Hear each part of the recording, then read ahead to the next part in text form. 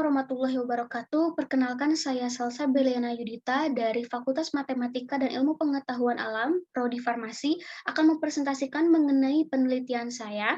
Sebelumnya izinkan saya untuk membagikan layar terlebih dahulu. Untuk judul dari penelitian saya yaitu studi literatur aktivitas antidiabetes pada 3 tanaman suku Asteraceae secara in vivo. Berikut ada pembimbing utama dan juga serta yang telah membantu saya dalam penyusunannya, ada Ibu Apoteker Ratu Koesdana MSI dan juga Ibu Dr. Apoteker Umi Yuniarni MSI.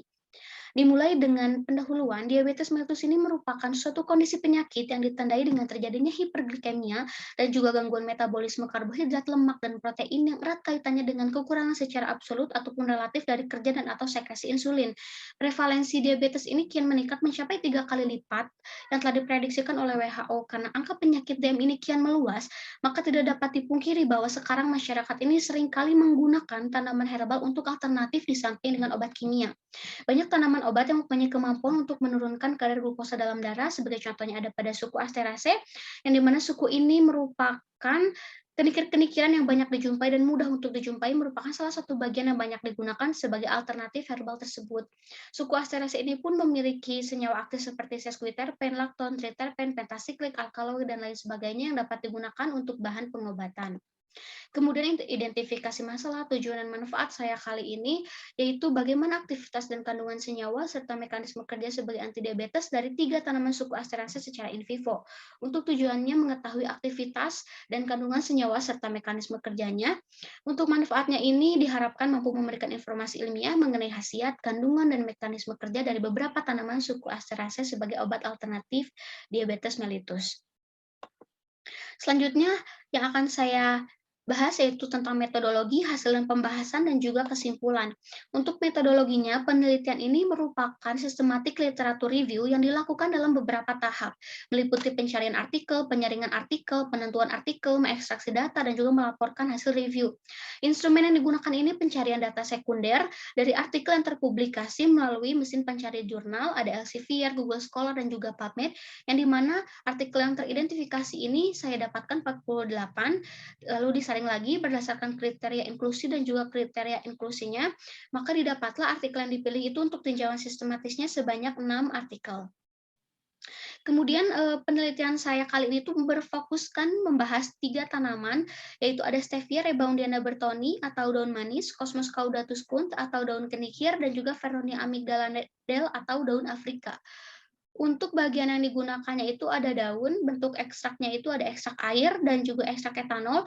Untuk hewan ujinya itu sama tikus, tetapi beda di strain-nya, ada tikus albino, tikus wistar, dan juga tikus putih. Untuk dosis efektifnya itu beragam, dan ini ada kandungan senyawanya serta referensi yang saya gunakan. Yang pertama, saya akan memaparkan mengenai aktivitas Stevia reboundiana bertoni sebagai antidiabetesnya. Stevia ini berkhasiat sebagai antidiabetes yang telah dibuktikan oleh penelitian Ahmad dan juga Bayat bahwasannya mereka ini memiliki aktivitas antidiabetes dengan menurunkan secara signifikan manajemen kalori dan juga kontrol berat badannya serta menurunkan kadar glukosa darahnya. Untuk dosis efektifnya itu menurut Ahmad ada pada dosis 500 mg dan juga untuk Bayat terdapat pada dosis 400 mg. Stevia ini memiliki kandungan steviosida, steviolbiosida, reboundiosida, dan juga glucosida, yang di mana kandungan ini mampu mengatur kadar glukosa darah akhir dengan meningkatkan sekresi dan juga sensitivitas insulin. Kemudian juga dari steviosida ini mampu meningkatkan transkrip mRNA glukosa transporter 4 dalam kultur miotab dan juga adiposit, serta penurunan ekspresi gen fosfoenol pirufat karboksikinase di hati tikus. Yang kedua ada aktivitas Feronia amygdalina sebagai antidiabetesnya menurut penelitian Tuljanah dan juga Ong. Feronia ini memiliki aktivitas antidiabetes dengan penurunan glukosa darah pada tikus diabetes. Untuk dosis efektifnya itu menurut Tuljanah ada pada dosis 150 mg, sedangkan Ong menyebutkan bahwa 400 mg dosis efektifnya. Untuk kandungan beserta mekanismenya, terdapat senyawa flavonoid, alkaloid, saponin, dan tanin yang merupakan kandungan yang ada di dalam ekstrak etanol, Vernonia amygdalina ini.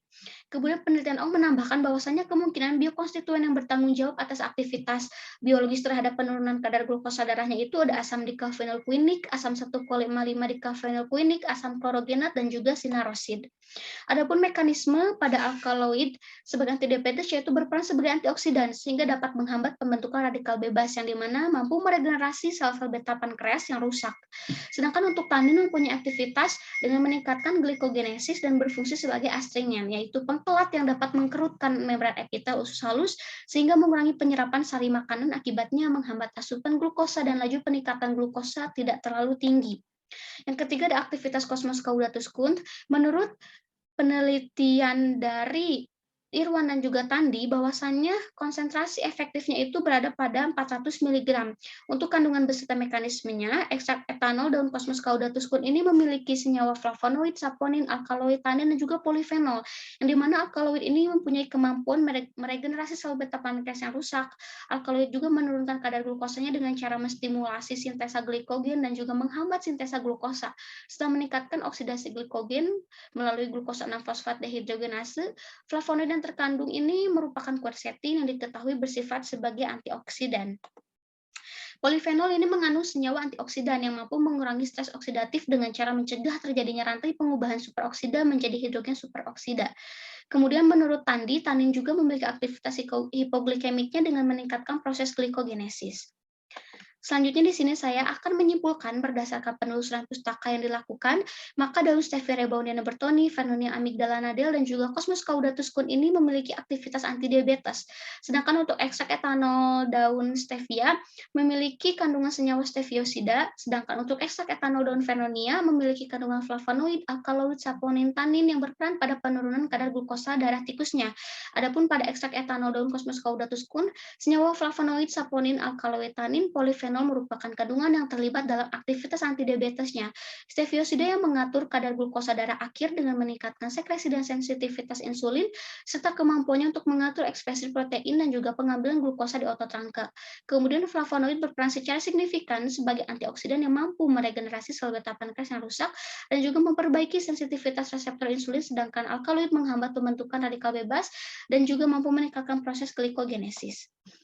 Pada penelitian kali ini dipaparkan mengenai aktivitas tanaman suku Asteraceae sebagai antidiabetes dan juga penjelasan dosisnya. Kemudian untuk penelitian lebih lanjut maka perlu pengamatan mengenai senyawa aktif yang berperan dengan mekanisme kerjanya sebagai antidiabetes dan juga perlu penelusuran mengenai efek samping yang dapat saja terjadi dari penggunaannya. Berikut ada referensi-referensi yang saya gunakan dalam penyusunan ini. Sekian presentasi dari saya, lebih kurangnya mohon maaf. Terima kasih. Wassalamualaikum warahmatullahi wabarakatuh.